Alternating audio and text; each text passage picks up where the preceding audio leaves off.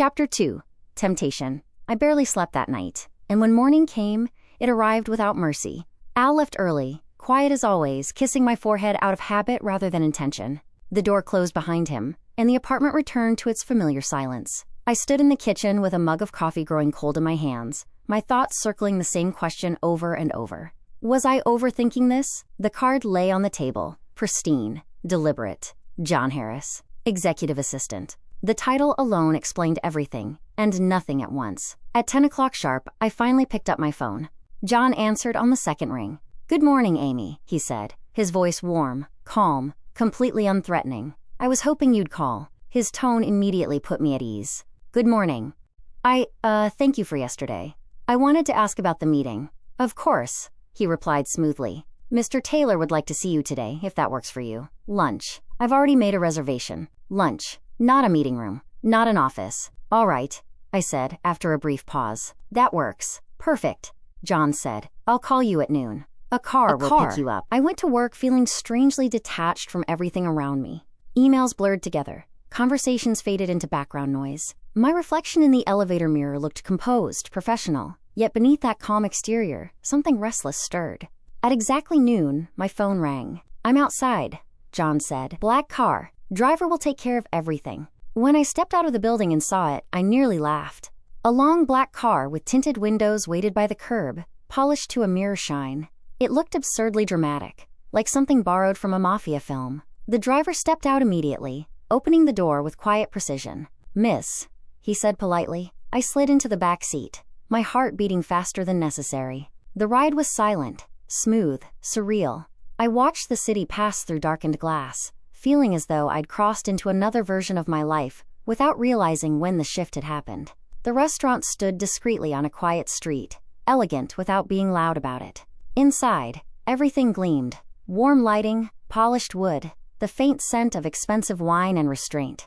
I approached the hostess. "I'm here to see Mr. Taylor." The change in her expression was instant, respectful, alert. "Of course," she said, already signaling to a waiter. "Please follow me." That was when I knew. He wasn't just a guest here. We climbed a wide staircase, each step cushioned and soundless. The furniture along the way looked like art, rather than something meant to be used. I felt acutely aware of myself, my coat, my shoes, my background, how different my world was from this one. The waiter stopped in front of a door upstairs and knocked gently. "Mr. Taylor," he said softly. "Come in," came a familiar voice. The door opened. Mike Taylor was standing by the window, phone pressed to his ear, his posture straight, composed. The suit he wore looked tailored to the millimeter, dark, understated, flawless. When he turned slightly, his reflection caught in the glass. I felt the same unsettling pull I had felt the first time I saw him. The waiter gestured for me to enter, then bowed slightly and left.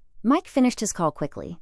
"Yes, do that," he said, then ended it without ceremony. For a moment, he simply looked at me. There was no smile, no warmth, just that calm, penetrating gaze, the kind that made you feel seen and evaluated at the same time. "Please," he said, gesturing toward the chair across from him. "Sit." I did. The room was quiet, insulated from the rest of the world. My hands rested in my lap, fingers laced tightly together. "I hope this wasn't inconvenient," he said, finally taking his seat. "No," I replied quickly. "Not at all." He studied me for a brief second longer than necessary, then nodded once, as if confirming something to himself. "You looked surprised last night," he said. I hesitated. I think anyone would be. A corner of his mouth lifted, not quite a smile. "Fair." A server appeared silently, placing menus in front of us, pouring water, then disappearing again. "I won't take much of your time," Mike said. "I wanted to speak with you, without the noise of the office. Or the party," he didn't say. "I see," I said, though I wasn't sure I did. "You handled yourself well last night," he continued. "Most people are uncomfortable around me. You weren't." I almost laughed. If only he knew. I was, I admitted. I just didn't show it. That earned me a real look. Sharp, intrigued.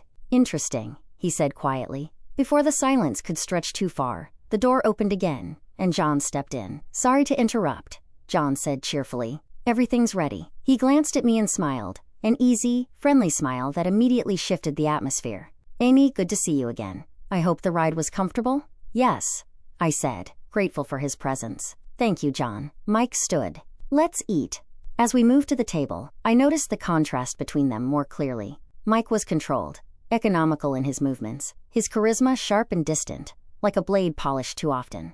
John, on the other hand, carried himself lightly, his ease filling the room where Mike left space. They were opposites, somehow perfectly aligned. As we sat down, I felt the weight of the moment settle in. This wasn't just lunch. It wasn't just work. And whatever Mike Taylor intended, I knew one thing for certain.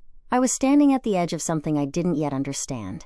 And once again, I had no idea whether stepping forward would save me or undo me entirely. Mike slipped the phone into his pocket, then sit slowly, as if the moment deserved his full attention. A faint smirk played at the corner of his mouth. Not warm, not playful, but deliberate, calculated. I looked up at him, really looked this time. His face was sharply handsome, every line intentional, as though softness had never been allowed to linger there for long. And yet, in his eyes, there was something unexpected, an openness that hadn't been there at the party. Not warmth, not kindness, but awareness. We sat, the silence between us not awkward, just heavy, like the pause before a storm. Mike broke the silence. "Amy," he said, folding his hands neatly on the table, "I've been meaning to speak with you." My heart gave an involuntary jolt. I held my breath, absurdly bracing myself for something intimate, something personal, but his eyes cooled. "It's about an opportunity." Of course it was. "One that could benefit both of us," he added, his voice dropping slightly, as if the walls themselves were listening. "You're intelligent," he said. "Sharp. Observant. I noticed that long before." I straightened in my chair, uncertain whether I should feel flattered or exposed. "But you're wasting your potential where you are," he continued. "You're too cautious, too invisible." A slow smile crossing his face. Not dazzling, not warm, but persuasive. The kind of smile that didn't ask. It assumed. "Join me." The word landed heavily between us. "I have an offer you won't easily dismiss," he said, leaning a bit closer, his voice lower now. "Financial freedom. Travel. Access. A life most people only observe from the outside." My pulse quickened, not from excitement alone, but from instinct, from something deep and ancient, warning me to be careful. "And the cost?" I asked. That smile sharpened, his one hand resting lightly on the back of the chair, his posture relaxed but deliberate, like a man who knew exactly how much space he occupied and how much pressure he applied simply by existing. "You were hired for a reason, Amy," he said calmly. "Not because you're obedient, not because you blend in, but because you notice things." My spine stiffened. "I work in security," I said carefully. "That's literally my job."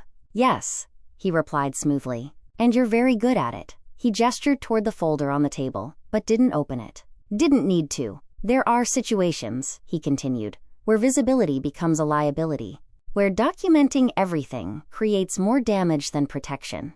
Before I could respond, John placed a glass of water in front of me, offering a reassuring smile before taking his own part in the conversation. His presence softened the room, but only slightly, like velvet draped over steel. "We're just clarifying expectations," Mike said.